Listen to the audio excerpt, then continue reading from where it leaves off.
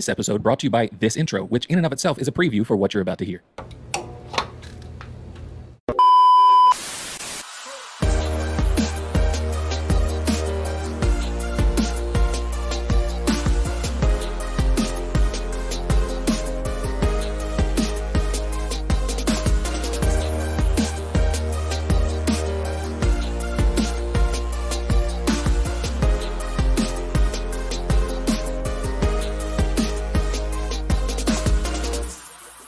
Hello, everyone, and welcome to Screen Test. I am Chaz, and with me, as always, is my co-host, the preview prima donna, Aaron Milton.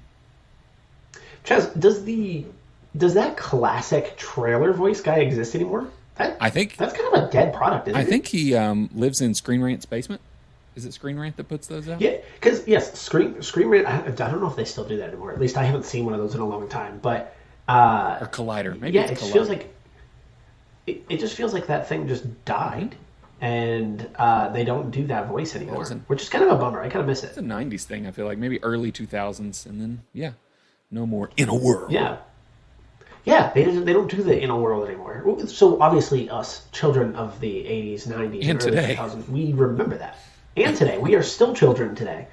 But we obviously have a familiarity with it. Yeah. But I just wonder if the common everyday man today, if our children will never know that voice, they'll never understand what we're referencing. That's a good point.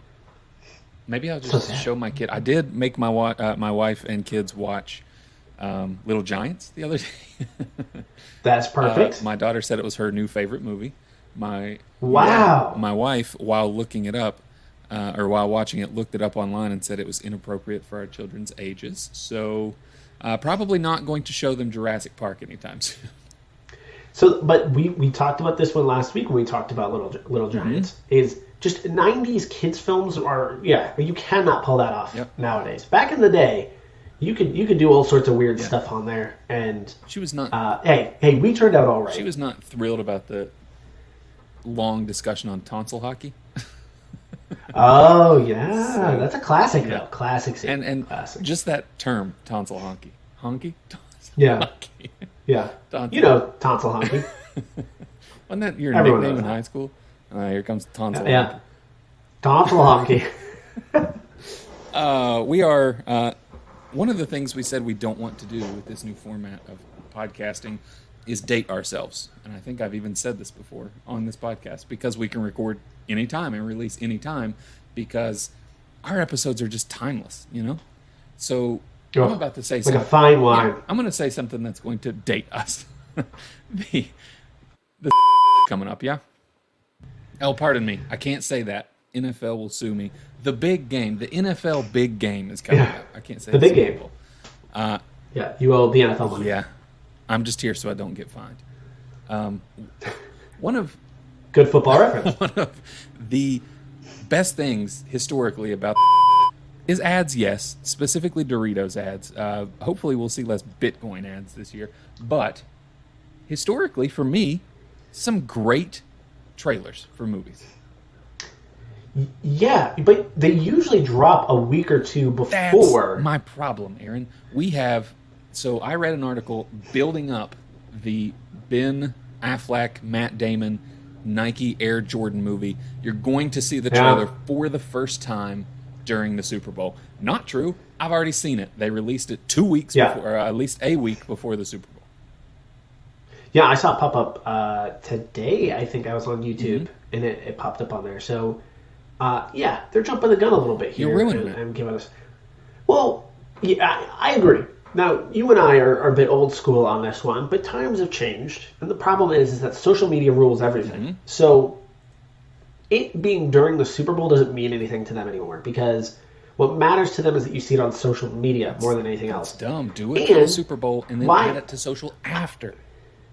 I agree, too. I agree with that, too. I think that you can have those things together, but there's probably some weird marketing think to this to say, well, hey, there's going to be 9 movie trailers during the Super Bowl. You don't want to be one of the 9. So what you want to do is you want to etch out your own time to release this so that people remember it sticks with them more, instead of, Wait, what were the trailers that I saw? That's my best guess as to why they do it. It's dumb, though. I hate it. I came to it with a different mindset. I foresee a group of friends watching the Super Bowl together. One of them is the social media guy. He's always on social. He's already seen the trailer.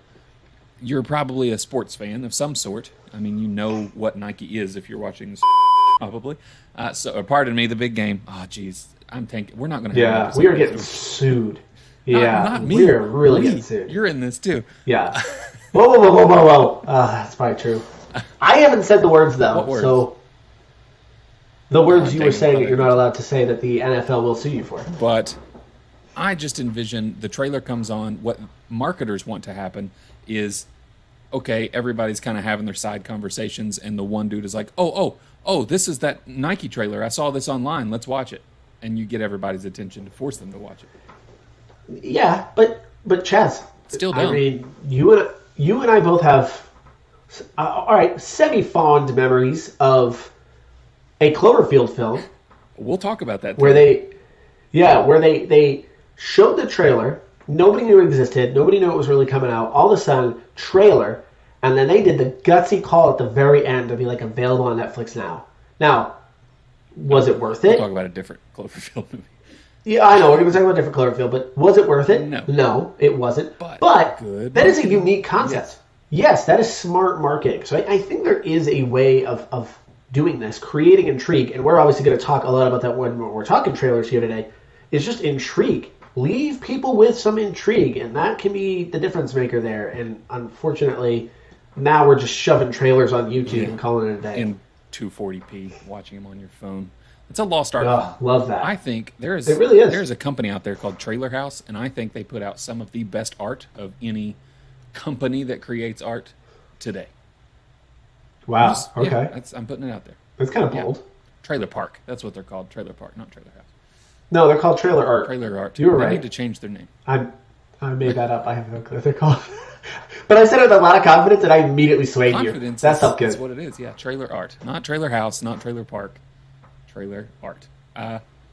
Don't Google that because I don't know what the results will be. If you want to look up this company, it's Trailer Park. So we're talking trailers today. Let me just jump in front of this train. The difference in a trailer and a preview. A trailer is called a trailer because, yes, before our time, when you went to a movie, you would watch the movie. The credits would roll first. Let's just go ahead and say that. Yeah. The credits would roll. Your movie would play. And then trailers, so they trail the movie. They would show you previews of things to come to bring you back to the theater. You don't have a TV at home, maybe. So this is your own. Internet doesn't exist yet. This is your only way of knowing what's coming. This is a crazy world to live in. But they're called trailers because they used to trail the movie. I understand that now they are at the beginning. So they are not trailers anymore. We are going to call them trailers throughout this entire episode, not previews. That's still what they're commonly referred to. So that is what we should call them because that is what they're known as. But can you imagine finishing a movie and being interested and intrigued enough to sit around and wait for a trailer? I know Aaron, obviously. You just described every Marvel movie that comes out. Well, I was just about to say, I know that Marvel's kind of conditioned us that way, but aren't you? I'm less and less interested in watching those. Yeah. But what if you told me that, at the end of this movie you'll see an actual trailer for the next Christopher Nolan movie? I'd be like, maybe I sit around for that. But imagine sitting around and getting I don't know, something awful. You're getting a trailer for Legally Blonde or something like that. You're like, dang it. Yeah. I just sat around for this. What the heck? No, this is what I want. No. That's an awful way to live. I showed my daughter a movie. I don't remember what it was, but it was an older movie. And she said, "Is it over?" as it was coming on because the credits rolled at the beginning. It is confusing. We've mentioned this before on that was something that's just kind of changed over the years. They don't do the whole thing at the beginning where they just give you the actors, the director, the head of photography, all this stuff at the beginning. They just put it on at the end, and thank God that they did because that really is it's so weird with pacing. Yeah. Oh man. All right. Well, I thought it would be fun for us, just laymen, to review actual reviewers who are reviewing trailers for full movies. There's an episode idea There are there people, somewhere, right? there's people that just review trailers. Yes. Review Geek, thereviewgeek.com is where I'm pulling this from, and we are going to review their reviews. There's 30 of them. Yeah. I'm going to fly through some of these. Stop me if I'm kind of breezing through one and you actually feel like talking about it. Well, I've picked out a few on that list that stuck out to me as some of my favorite trailers. Good. I was going to ask and then one that they omitted. Yeah. That was like, I didn't go that far. I didn't go for some that I think should be on here because that would take too much time and brain power, and I don't have that this week. I mean, I'm a fan of trailers. Yeah, so there's some trailers that have stuck out to me over the years. Yeah. So let's go through this. Hold your favorite. I want to, if you have a favorite from this list, hold on to that. I want to discuss that at the end. But we're going to start where they start with The Girl with the Dragon Tattoo. So, obviously a book. I understand that. Yes. The only person I would say this trailer is made for, they're saying this is one of the 30 greatest trailers of all time.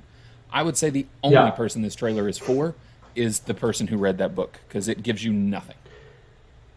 Well, yes, but again, intrigue. Is it, intrigue though? Is good. Intrigue? Yes, it is. For me, it's more annoying than intriguing. Here's the other thing, and this will not be the first David Fincher film to end up on this list. There will be multiple, and I actually think David Fincher probably is part of the reason why some of his trailers pop up here a couple times, because I think he's got a particular knack for them. I know obviously most of these are done by a third party, but I'm going to guess he's got a hand in this just because of him popping up a couple times. But and how good they are. Yeah, I wouldn't say this is particularly an amazing trailer, but I think it does enough. I think the cinematography immediately pops on that trailer. I think the tone pops on that trailer. I wouldn't say there's a hook. Yep. But it's a good-looking trailer. The hook is when you're like, is that Daniel Craig? That's the hook for me. Yeah. Yeah. All right. Fair. You know what my least favorite thing that kind of took me out of this trailer, though, was, you get the cinematography, you get the feel. This is going to be gritty. This is going to be dark. Man, what a waste of a Led Zeppelin song. I did not like the song placement. It's a cover.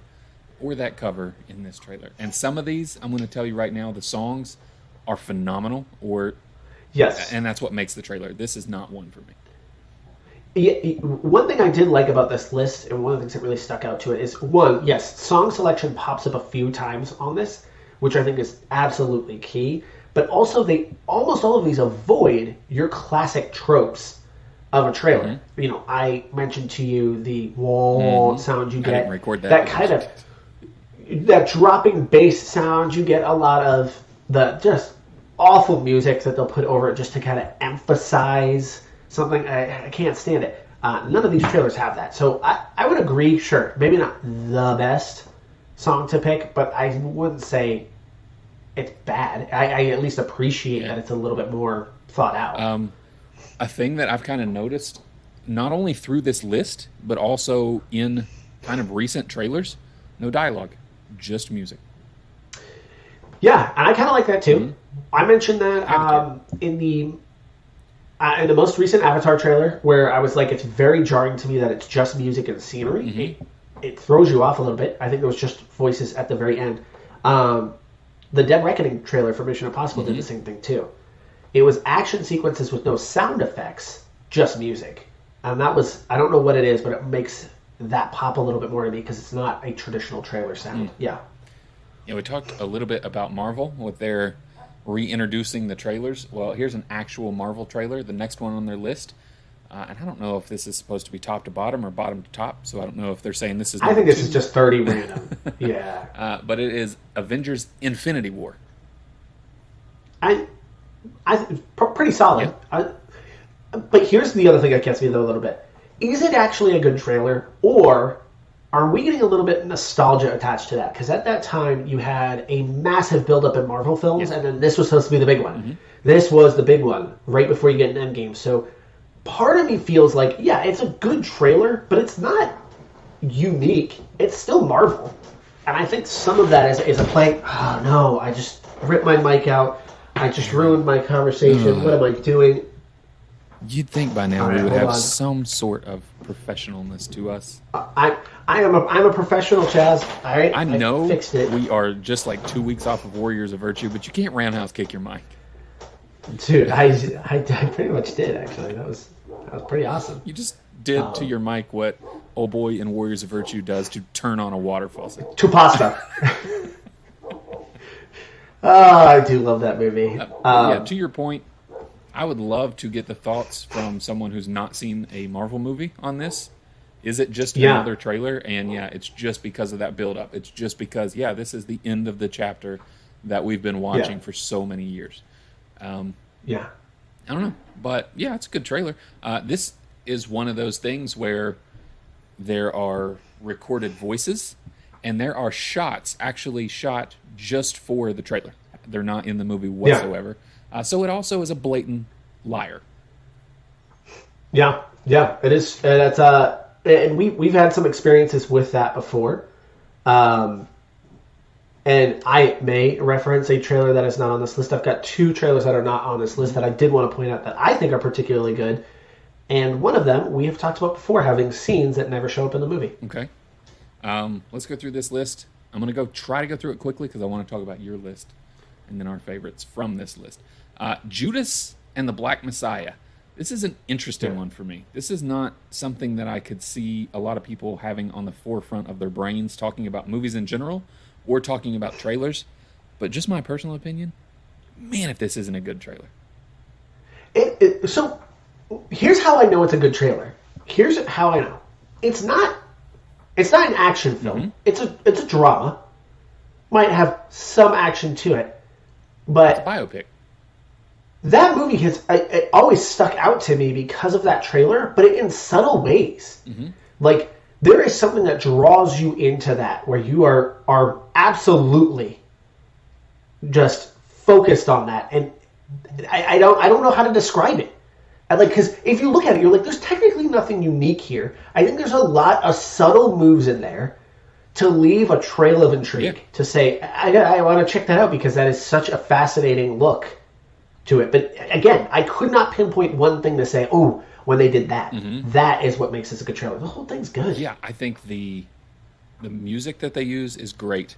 Yeah. I think what they do is they give you a spattering of dots, and you're like, I've got to see this movie to see how these dots connect and how this ends up. And, it's never going to hurt when you drop a Jesse Plemons in there. I think he's severely underrated.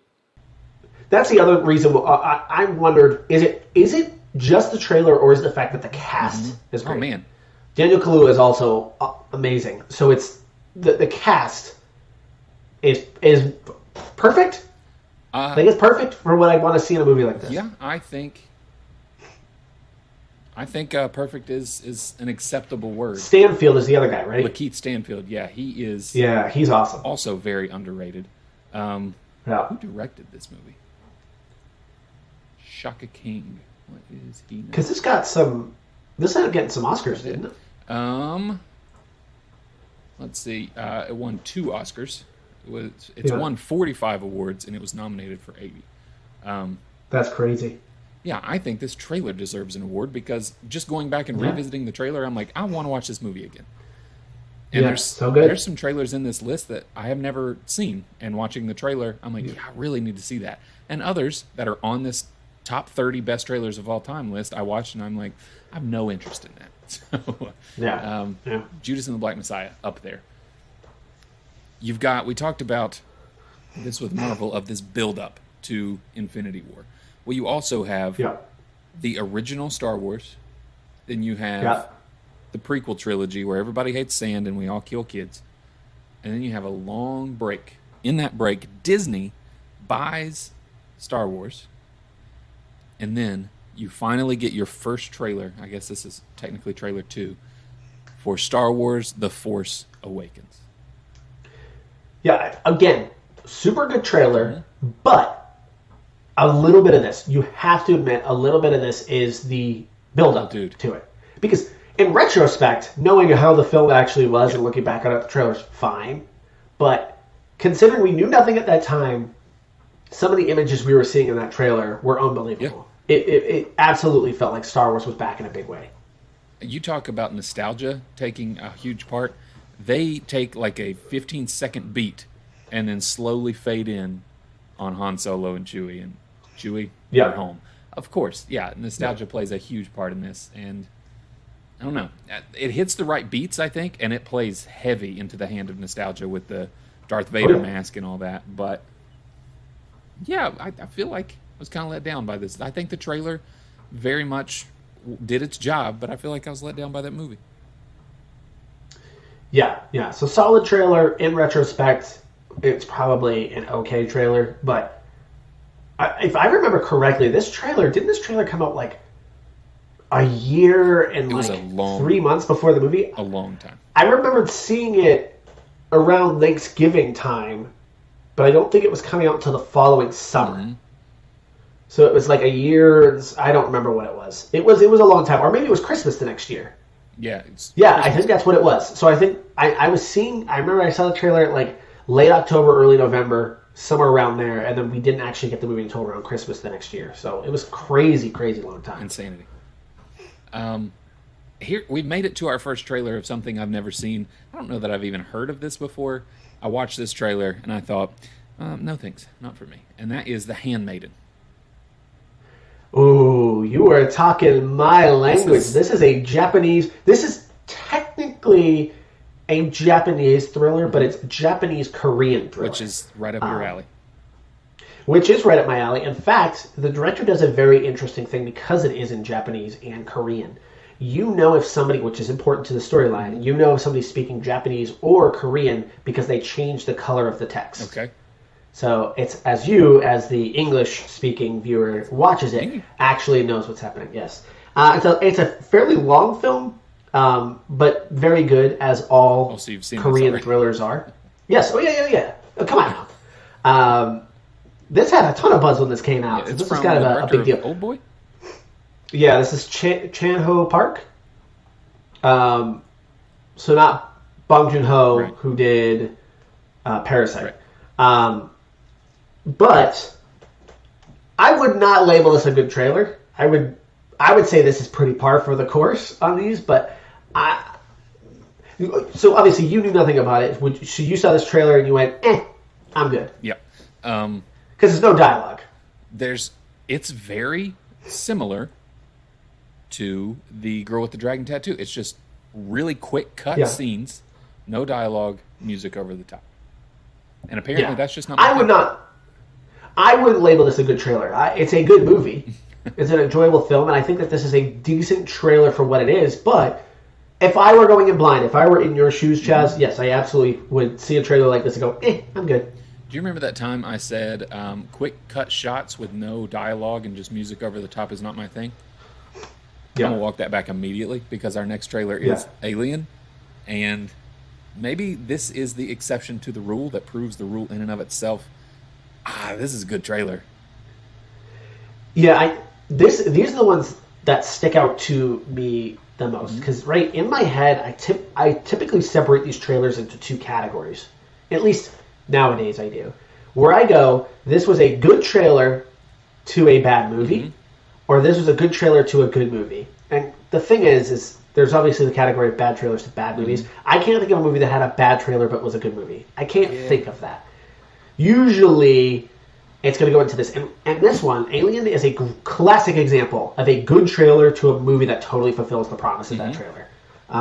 This is a great trailer. Yeah, you kind of get what they're going for. You have nothing but intrigue. What in the world is happening? Why is there so much orange cat in this trailer? But it leaves you... I hate when trailers... I got nervous. I don't know that I've ever seen the original Alien trailer, to be honest with you. So, of course we know what a chest burster is, because it's 2023. Yeah. I got nervous that they were going to show it in the trailer, but oh man, they get so close. And then they leave you... And that's awesome. Yeah. And today's trailers, they just show you way too much. I think we were talking about... What's the new Disney movie where they're going to other worlds? I don't remember what it's called. Strange World. Strange World. Yeah. Yeah. The first trailer was just this build-up of, oh man, he lost his dad when they were exploring when they were young. The second trailer, it's, oh man, he lost his dad. Hey, there's his dad. Oh, that dude's dead. I was like, why did you just show me everything about this movie in the trailer? So yeah, I appreciated this very much. Of let's take you right to the edge of showing you what's happening, and they even show a chest burster for like a 30th of a second. or not a chest burster, but the alien for like a 30th of a second, and that's enough to get you intrigued. Yep. Here is a good trailer to a bad movie. You ready, Aaron? And I understand. I am. I may have sat way too close to the screen, but I did not enjoy this movie because I left the theater sick at the shaky cam of it all. But nothing gives you more intrigue than being in New York, dudes leaving for Japan, giant explosion, somebody throws the head of the Statue of Liberty at you. And that is the trailer for Cloverfield. Yeah. Chaz, I obviously have a deep love for this trailer. A very deep love for this trailer. This is one of the trailers that I wanted to highlight because I've talked about it many times on this podcast. Talk about marketing. Genius marketing. And it stuck with me. I'll never forget it because it was that big of a deal to me. No. And I saw it. It was before the very first Transformers. Mm-hmm. That trailer played. And it's a fairly long trailer. Mm-hmm. It's a clip of the movie, is what it is. It's a clip from the movie. And it had nothing at the end. It had a date. It was all it had. Mm-hmm. So everybody went online, and there was this massive online campaign. You would find random pictures, and you can look at the corner of the pictures and see a website. You go to that website, and it would bring other things. So before the movie came out, I had done so much background research that they built into this thing. And they did a lot. That it was, there was so much stuff. And then the movie, I analyzed the movie because the movie had so many little hidden things in it. And I was in love with that film. And that trailer, it would not have happened if that trailer was not as good as it was. Like, what a bold move that they were totally cool with one of the biggest films of that summer, Transformers, coming out. But they were like, we're not going to pop a title on there. We're not going to put really any known actors or actresses in this film. T.J. Miller. And we're going to pop this thing right there. Yeah. I don't even think he's in the trailer, though, is he? He might have been briefly at the party. Oh, that's right. He's the one holding the camera at that time. But to me, I understand you got sick watching that movie just because you don't like shaky cam. But that is, to me, undoubtedly a masterclass in a trailer, especially that final scene with the head of the Statue of Liberty rolling up. That's awesome. And a masterclass in marketing, in my opinion. So I love that trailer. Maybe what we'll do is we will acquire a copy of Cloverdale or Cloverfield. I don't know why I always call it Cloverdale. We'll acquire a copy however we need to do so. We'll put it in Adobe Premiere Pro and take away make it a steady cam instead of a shaky cam, and then I'll watch it. Do some good movie. Warp filter on there. Warp stability. It's not going to look right. No, it's definitely not. It's going to look much funnier. Have you ever seen something with the warp stabilization on it? Yeah, it doesn't. It shakes the background. That makes me more sick. Yeah. To keep whatever's in the 4-frame still, the background is just an earthquake. I'm going to jump down the list a little bit, and let's talk The Social Network. Since you want to talk Fincher, here's his next piece. And I'm going to go the complete opposite route that I went for the first Fincher movie and say amazing music choice, amazing beats, amazing beginning. Just I want to be special playing over top of people's Facebook profiles. Fantastic. And this is why I think David Fincher has a little bit more of a hand in the trailer creations, because the song selection to what is happening in the trailer are so perfect. Obviously, it's playing a choir version of Radiohead's Creep. Which is great, because it's a bunch of people, and Facebook is just that, a bunch of people wanting to be special. Yes. And just images of using Facebook. And that is it. Trailer.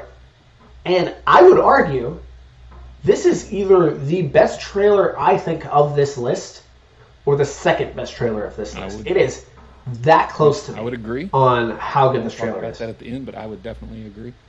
I want to know what is your favorite trailer on this list. This isn't my favorite trailer overall, but I do have a trailer on here I absolutely adore. I love all the beats of this, of who's suing who, what is happening, why is Justin Timberlake in here, and the end where he says, I believe I deserve some recognition, and they're like, what are you talking about? This is beautiful portrayal of casting as well. You watch this trailer and you're like, they cast this perfectly. Yeah. Again, it falls into the category of a near perfect trailer to a near perfect film. The Social Network is an amazing movie. I know it's one of your favorites. David Fincher, isn't it? Yeah, it might be my favorite Fincher movie. Yeah, I know you've talked highly of it in the past, but movie. It's a great trailer. Yes. What about when you get burnout on the X-Men, so they make a Western and throw a trailer out for Logan? Does that get you re-excited for the X-Men world? No, I was not super into this trailer. To me, this is a pretty bare-bones trailer, and this, to me, falls under the... You could see where nostalgia plays a factor into this one. Obviously, Logan's a good movie, but I think people talk about Logan like it was this... And maybe it's just because it was like the first time ever that the beloved X-Men character got a rated R run. Mm-hmm. And it had heart to it. It added a layer of grit to X-Men that didn't really exist to this point. So maybe that's where this comes from. But I always thought that Logan's a bit oversold to me. In my opinion, I always thought it was. And I think the trailer's fine. I would not put this as like a top 30 for me. What about the fact that they filmed it in sepia tone? That doesn't do anything for you? Yeah, is the whole movie like that? I can't remember. Like, I remember obviously there was a lot of desert scenes to it. So I'm sure that has a factor. But I mean, it ends in the forest. And I don't remember it looking strange then, but I could be wrong. Yeah, I don't know. We always have hindsight on our side when we talk about stuff like this. I thought Logan kind of fell back into the trope. They had a story to tell, and they just threw a villain in there. And I feel like the trailer does a good job of masking that, but you take out Johnny Cash, and I think you have a trailer for any superhero movie. You take out the history of X-Men and take out Johnny Cash, and you got yourself a superhero trailer. I don't know if I'd say it's just middle of the road. Best 30 of all time. Speaking of not best 30 of all time, why did they put a 5-minute trailer for Cloud Atlas on this list? So, I've never seen Cloud Atlas. I've watched maybe 10 minutes and I turned it off. I know it's a super long movie. I mean, super long trailer. And it's got a pretty wide cast in it. I will admit, so it's been many, many years. I think it came out in like 2012. And, I mean, I'll admit, like, I glossed over it back then because at that point, the Wachowskis, if they weren't making a Matrix, I didn't care. So, I wasn't really interested. But watching that trailer, about halfway through, and it is 5 minutes because it's the extended trailer, about halfway through, I was thinking, should I watch this movie? Like, is there actually something here that makes me want to watch this? And there were elements of that trailer that I remember this costing like $1 bazillion to make. And you see it in the trailer. The production value looks like it's unbelievable.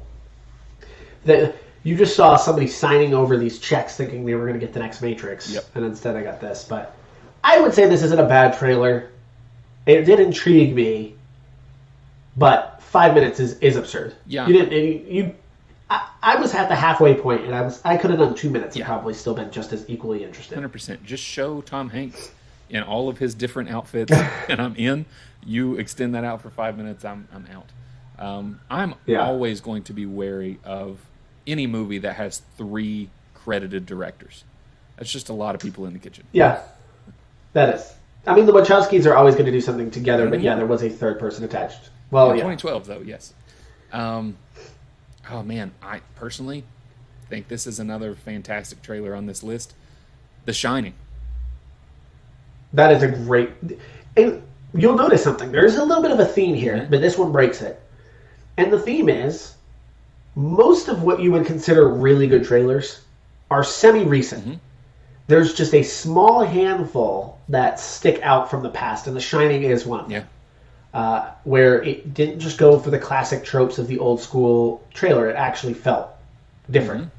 Yeah, very creepy. It was a great trailer. Just text rolling up as an elevator would in front of elevators, and then the obvious, everybody knows it by now, blood pouring out of the elevator. Yeah, enough to make you think, what in the world is this? Especially if you're a horror fan. You're in. Yeah. Here is one that I have not seen. You're probably mad at me that I have not seen this. But after the trailer, I'm like, man, every time I think about this movie, I need to watch it. And that is Whiplash. You've never... Never. That is shocking to me. I'm not mad. I'm shocked that you have, because that feels like a movie that would be so far appealing. So, as a person who has not seen this movie, do you watch that trailer and go, "Yeah, I need to put that on"? I do. I'm confused. There's moments of confusion where J.K. Simmons is screaming in Miles Teller's face, and then it pops up on the screen that says "heartfelt." What? What? So, I would not describe that movie as heartfelt. An emotional roller coaster. Yeah, he's on an emotional roller coaster for sure. But yeah, I mean, I like music. I don't know a terrible lot about music, but I love me some J.K. Simmons, so I need to watch this. Paul Reiser's in this movie? Yeah, the movie is 90% Miles Teller and J.K. Simmons. Like, the heart of the film is them kind of battling each other. I get from the trailer. I almost forget everything else in that movie. From the trailer, I get you want to be the best at something, you give up on every other aspect, and there's almost this tension of loving something. And again, I've never seen this movie, so you tell me where I'm at with this. But loving something to the point that it ruined your life and you learn to hate it. Yes, that is the central theme of the film. Okay. Is kind of the idea. So, yeah, you don't necessarily have to know a whole lot about music. I mean, obviously, it probably helps if you enjoy jazz. I don't. Even though my name rhymes with it, not a fan. It probably would help, but I don't think that's... It's like big band jazz. Like, it was fun. It was a fun movie, very intense at certain points, but... It's your boy. Yeah, the trailer's okay. Damien Chazelle. Yes, that is true. He took my name and added some E's and some L's at the end of it and just called it his last name. Yeah. So, there's that. Yeah. That's what he did. He made that choice. He made that choice. That's not his given name. He did that after we met on that subway that one time. Here is my definition of a trailer. It is what it is. We'll talk about that. That got people hyped for a garbage movie. And that is the Oscar award-winning Suicide Squad. Yeah. Again, I did not care for this trailer. I don't think this is a particularly good trailer. Mm-hmm.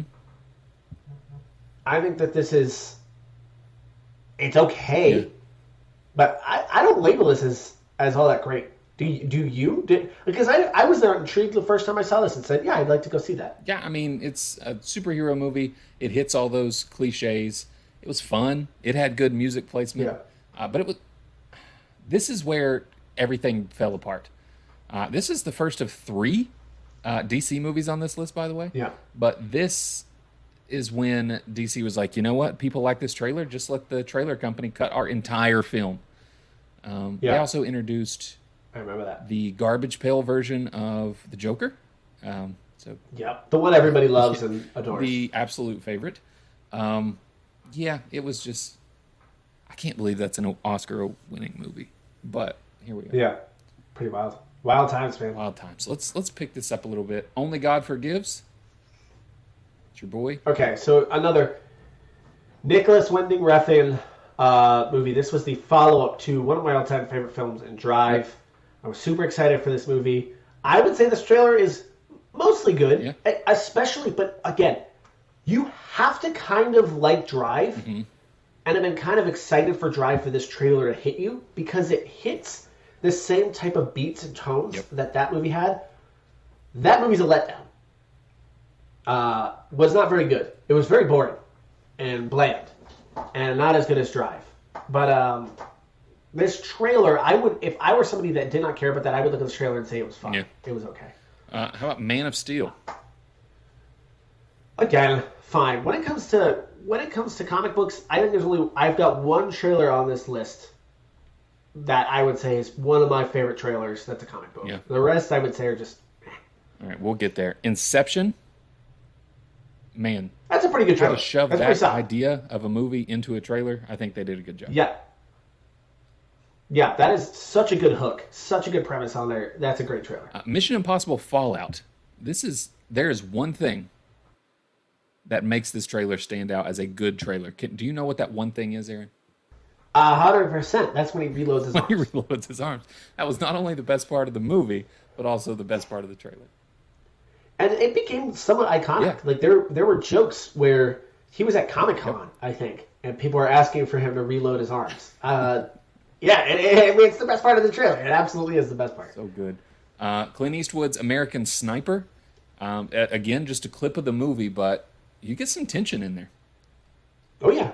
I'm 90% sure that trailer at least played a bit of a factor in me actually going and seeing that film. Heck yeah, you want to know if he shot that kid or not. I did. And you wanted to see if that obvious baby doll that was in the trailer was also in the movie. And yeah, it was. So bad. I'm going to skip a couple and jump down to Us.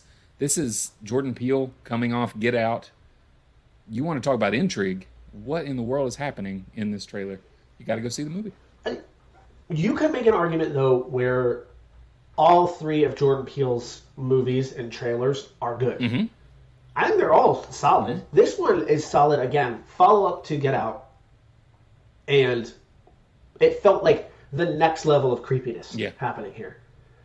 So it did add a whole other layer to his. But you could easily make an argument that all three of his films and all three of the trailers for those films are outstanding. Heck yeah. They have Citizen Kane on here. Did you watch this trailer? Yes. It's not a trailer, so we can skip it unless you want to talk about it. No, this was somebody going, well, I got to pick an old film here, and I got to pick a legendary one. I'll pick what is argued as the greatest film of all time, Citizen Kane. That's all that happened. It's Orson Welles just talking into a mic about the cast. It's more announcing his film company than it is the movie. So do with that what you will. However, you want to talk about classic movie with a good trailer. I don't even have to see Jaws, the movie. I can watch this trailer and be terrified to go in the ocean. Absolutely. This is, like I said, there's two kind of, or like maybe three on this list that are older films that fall on here. And it's kind of crazy because these trailers are to truly iconic films. Mm-hmm. And Jaws is an absolutely great film, or a great trailer to an iconic film. Yeah. I would totally agree. I will say the last two they have on the list are X-Men Days of Future Past and Spectre. I would say both of those are very much build-up trailers of, we've built up this world, now here's where we're at.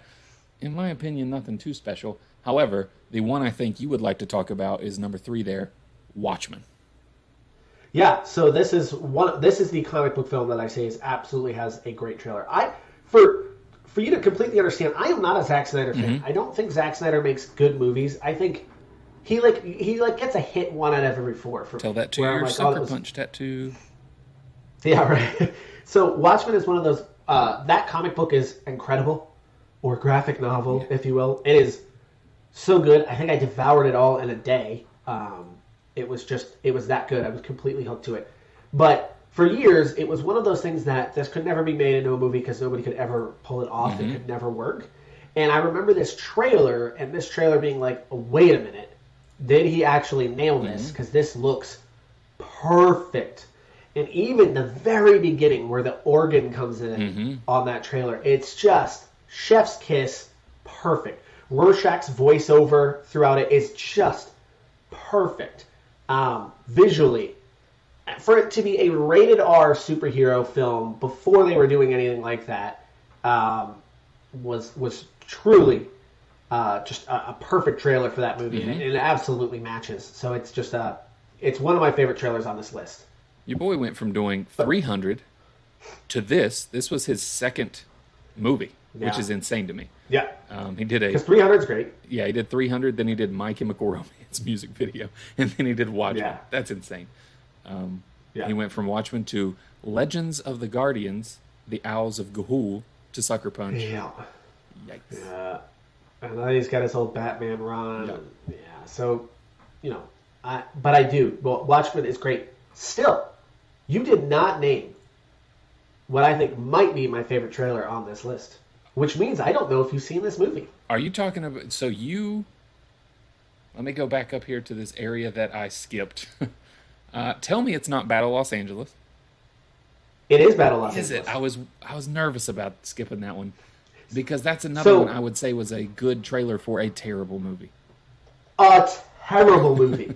A terrible movie. That trailer, though, if you go back and watch that trailer, you would swear that what they did was create a Saving Private Ryan-esque war movie with aliens. Yeah, it's like so it wasn't Saving Private Ryan meets District 9.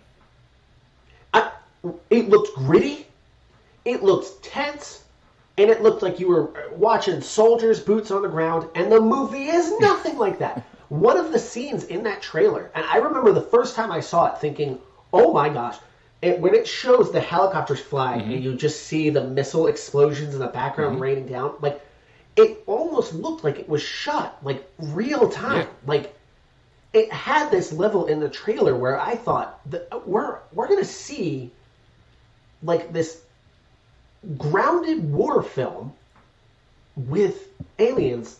We've never seen that before because it's always got a gloss to it. Come to find out, the movie was exactly that. It was a totally glossed over Hollywood production. It was nothing like that trailer played it out to be. But that is one of my favorite trailers on this list. It's an awful movie. Absolutely not worth watching. But that trailer is very, very good. It's probably my favorite in this group, but not my favorite overall trailers. So, of this list, you're saying Battle Los Angeles is your favorite trailer? It's that or Social Network are up there. I have Social Network as a close second, maybe tied for first as well. But I'm going to be honest, I think my favorite trailer on this list is Judas and the Black Messiah. Dang, I thought you were going to go Alien. I thought you were going to say Alien is good, but I mean, just Daniel Kaluuya's presence in that trailer tells you everything you need to know about that trailer. Keith Elliott as kind of the foil to that, but then you got Jesse Plemons coming in there and just doing some magic with his eyebrows. That's all he has to do. I mean, there are some shots in there of him talking, but just in that crowd of him staring at Lakeith Elliott and raising his eyebrows when they say something that the FBI could use against them, it builds that tension so well. I think that's an amazing trailer. Yeah, it is a very good trailer. But what are you bringing to the table that the Review Geek, there's probably more than one of them, did not? Well, I'll start with, obviously, one of my all-time favorite trailers, probably top 3 of all time, and that's Mad Max Fury Road. I think the Mad Max Fury Road trailer is a near-perfect trailer, and it absolutely matches everything in that movie, which is great because you really can't spoil much of the movie in that trailer. It's very, here's point A, here's point B, here's point C. We're not taking you on any. And yet, in the film, you still had plenty of moments where you're like, what am I watching right now? Like, what am I looking at? This is crazy. But the Mad Max Fury Road is one of my all-time favorite trailers. So I always go back to that one. My actual favorite Star Wars trailer is the Rogue One trailer. That's such a good trailer. And again, a trailer with such good ideas in the trailer that didn't make it to the movie. That is probably the best Star Wars trailer to date. That's my argument. My argument is the best trailer made by that Star Wars team is the Rogue One trailer. It is 70% of those shots are not in the movie. You and I have made that joke before. We're like, we kind of want that version because there were elements in that trailer that you're like, I love what that's doing. I love that, and it never played out that way. So it's a great trailer to a good movie, not a great one. But the trailer absolutely goes all in on it. Next on my list here, I got another sci-fi one. I'm going to go with Blade Runner 2049. I think the Blade Runner trailer is a very, very good trailer to a very, very good film. But that had us hooked. When we first saw that trailer, I said, I am not a fan of Blade Runner, the original. But I love Blade Runner 2049. And that trailer both had us hooked from the very, very beginning. Well, and it totally delivers. To be fair, Blade Runner is also up there with Social Network as one of my all-time favorites. So, man, people are not going to like me saying this, but I'm going to say that the nostalgia that got The Force Awakens on this list is what I felt when I watched the Blade Runner 2049 trailer. I was just as hooked, and I didn't like Blade Runner. So it's a better to trailer. Me, Blade Runner 2049 was a better trailer. That trailer made me go, okay, like this is a world that I can kind of understand. This I'm intrigued by it and really want to see more of. Yep. As not a fan of Blade Runner. The last one that I have on my list, because I love a weird gimmicky hook here. You know, obviously I mentioned Cloverfield being a really good trailer because it did a gimmick that I hadn't seen before in a trailer that had me completely hooked. Yep. This is another one. They've done versions of this since. Paranormal This Activity. is the first Paranormal Activity. How you got those? How you got that out of those context hints is really impressive, actually. Paranormal Activity's trailer did something that I'd never seen before, which was film the audience reacting to the movie. Yep. So they obviously had showed this to a packed house, and then film the audience, and then that's kind of how they described the film. The film itself, it showed some scenes from it, but it was mostly people reacting. Yeah, and wasn't it like genius? This is too scary to show you in a trailer, so we'll show you people watching it. That's brilliant. Yes. It's brilliant. A brilliant trailer. I would say, personally, it's a bad movie and it was a complete letdown.